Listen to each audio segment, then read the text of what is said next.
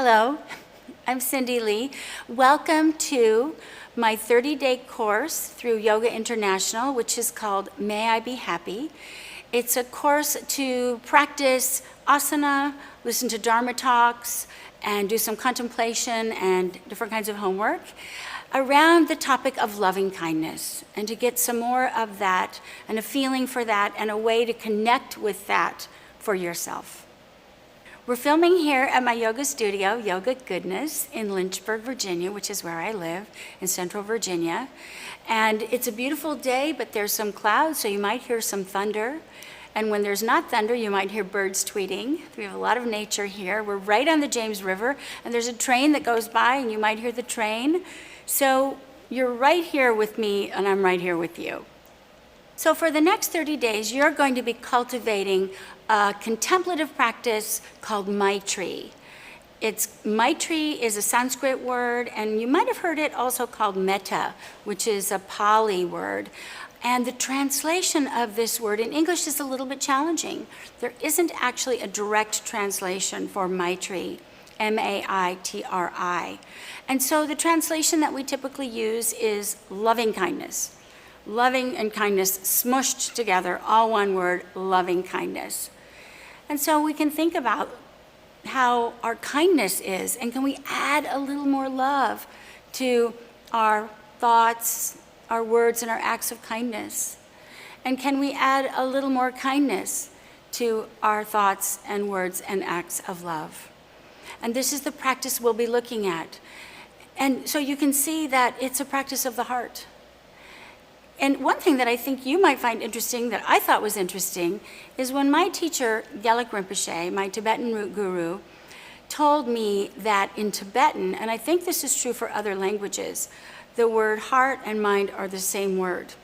So sometimes he'll give us a talk or some advice, and he'll say, look into your heart. And he touches his heart. But sometimes he says, look into your heart. And he touches his head, where we think of our mind. So it's a heart practice, but it's also a practice of cultivating or getting familiar with a particular mind state. And this mind state of loving kindness, which is something that's natural to us. So the first way that we get familiar with it is to recognize when it comes up naturally. And that's your first homework assignment, actually, is when you're walking down the street or you're hanging out with someone, maybe you see a baby or a puppy, that's kind of an easy one. You might have a feeling naturally of loving kindness. And so recognize that. And we also can recognize when we don't have feelings of loving kindness. If you're anything like me, you have familiarity also with what we call dispositive mind states, such as anger, hatred, fear, jealousy, resentment. And all of this is part of being human. So we're going to practice getting to recognize our positive mind states and our dispositive mind states. And we do this through mindfulness meditation. And the reason that it works, the reason we can do this, are the following. Loving kindness is natural, and getting jealous is also natural. These are parts of who we are. So whenever we're practicing meditation, practicing yoga, we're practicing being more ourselves. We're practicing being more preciously, tenderly, vulnerably human, and really embracing that. And even doing that is step one to having more loving kindness. So I want to start by sharing something from a Buddhist text that is called the Dhammapada. And it's a quote, and here it is. All we experience is preceded by mind, led by mind, made by mind. Speak or act with a corrupted mind, and suffering follows as the wagon wheel follows the hoof of the ox. All we experience is preceded by mind, led by mind, made by mind. Speak or act with a peaceful mind, and happiness follows like a shadow that never leaves. So you can see from that text that whatever kinds of thoughts we allow to hang out and that we engage in will completely affect our whole life, and actually will affect all of our relationships, even relationships that we're not so aware of, like people we don't even know, because we're all connected to everything. So this practice of Maitri, of loving kindness, is a relational practice. And the reason we can shift our habits from dispositive thoughts to positive thoughts is because of neuroplasticity. And you probably already know about this, that the neural pathways in our brain can be shifted. They're just like pathways across the grass. And there wasn't a path, and then we walked across the grass, and we took a shortcut, and then there was a path. And then after a while, there was a sign that said, please don't walk there. And people stopped walking there, and the grass grew over, and that path wasn't there. Instead, people walked around. So that's really what we're doing with meditation, is recognizing, oh, I don't want to go on that old path anymore that's hurting me, that I'm stuck in, that doesn't feel good at all, that is sucking the chi from me and not making me feel loving or kind or loving kindness. And so we practice noticing that and letting it go and going in a different path. And this is called mindfulness meditation. Mindfulness meditation is also known as sati. And sati is where we get insights, we get awakenings, and how we learn really that we're bigger than we think we are. We're bigger than we think we are. And we can start to notice that just by sitting, like I am, just sitting still in a little spot like this.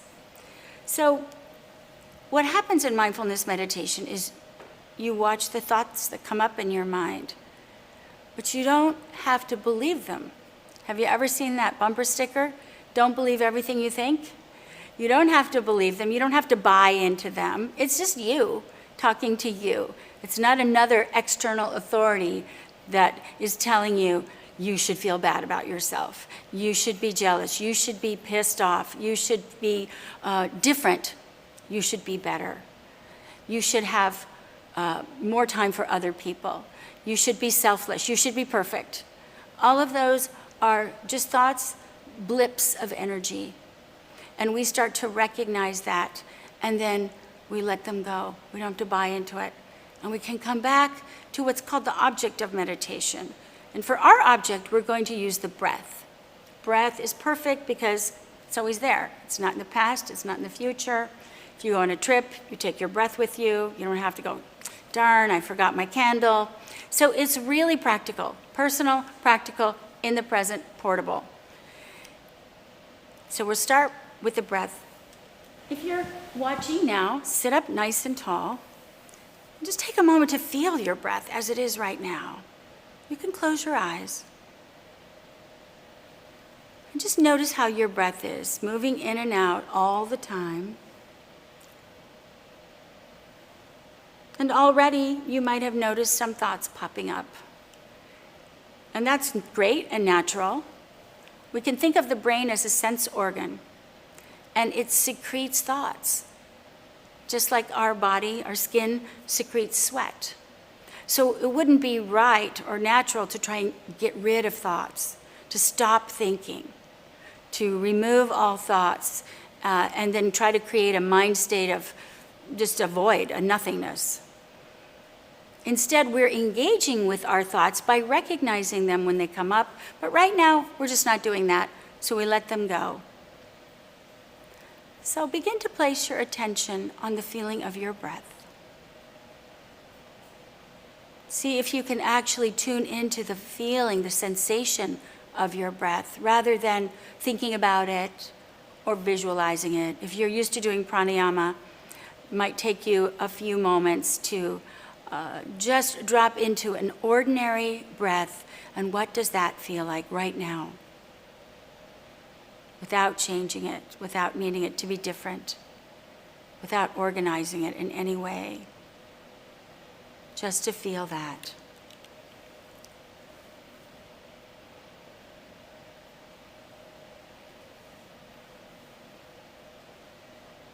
And you can keep your attention on the breath, but open your eyes about halfway and let your gaze rest downward slightly. We're not working with a drishti or a tight visual focus. Your eyes are just open in a very ordinary way.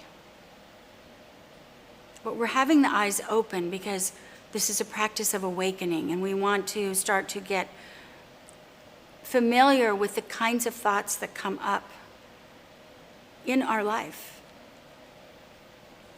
And most of the time you have your eyes open. So we're practicing for that.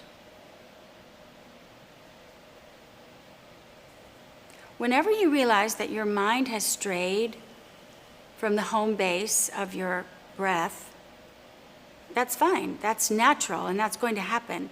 In fact, when your mind strays and you realize that you've been thinking, you've actually stopped thinking.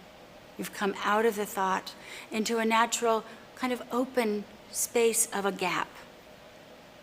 And that's the other thing that's natural.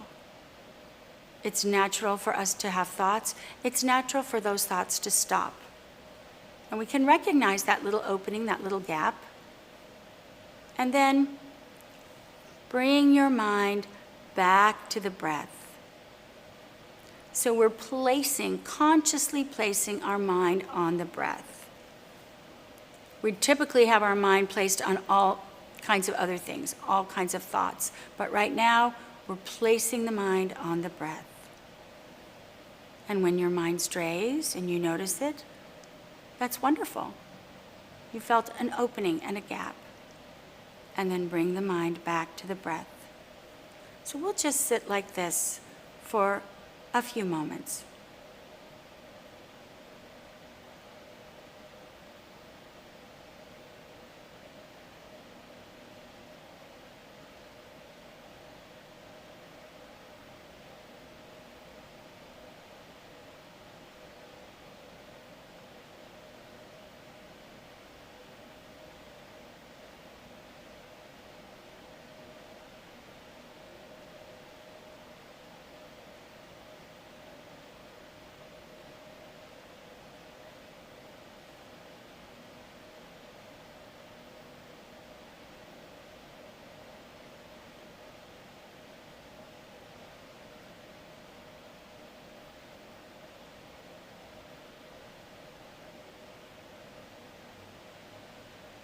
Ding.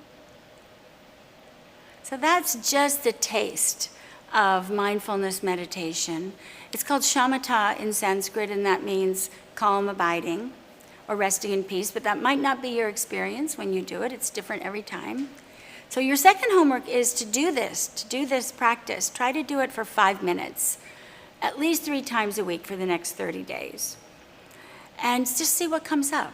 This is called getting familiar with yourself, getting familiar with your mind, and opening up the envelope of our life a little bit by realizing thoughts come and go, but there's no need to attach to them, and we can open up a little bit beyond that. And when we do this practice, we start to recognize that sometimes we have really pleasant thoughts. We might think about other people or ourselves in a good way. And sometimes we have negative thoughts about ourselves. I try not to say negative. I'd like to say dispositive thoughts. And that's really what this course is about. May I be happy. If you're anything like me, you forget that. And you try to do things to make other people happy. And that's great. But at the end of the day, you might end up going, I'm running on empty now. I've taken care of this person, I've helped that person, I talked on the phone to this person, I taught a zillion yoga classes, and I loaned my favorite shirt to my daughter, and I went grocery shopping, and now I'm tired, and I kind of wish somebody would take care of me. But maybe nobody knows that. And even if they do, it's really up to us to take care of ourselves. This is such a good gift, and it's a challenge for a lot of us because we think that's selfish, to take care of ourselves. So I want to invite you to open your mind to this idea. Taking care of yourself is actually an act or an attitude of spiritual maturity. So instead of expecting other people to take care of us and getting resentful when it doesn't happen, and not wanting to admit that they don't even know you want them to, or that anything's wrong, we take care of ourselves. And what that does is it starts to cultivate confidence in ourselves, and we fill up our own tank.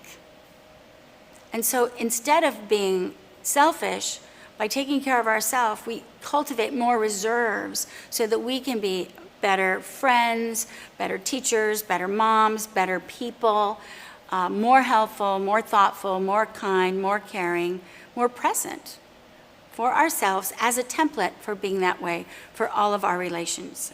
So we're going to begin our practice, our 30-day practice with May I Be Happy.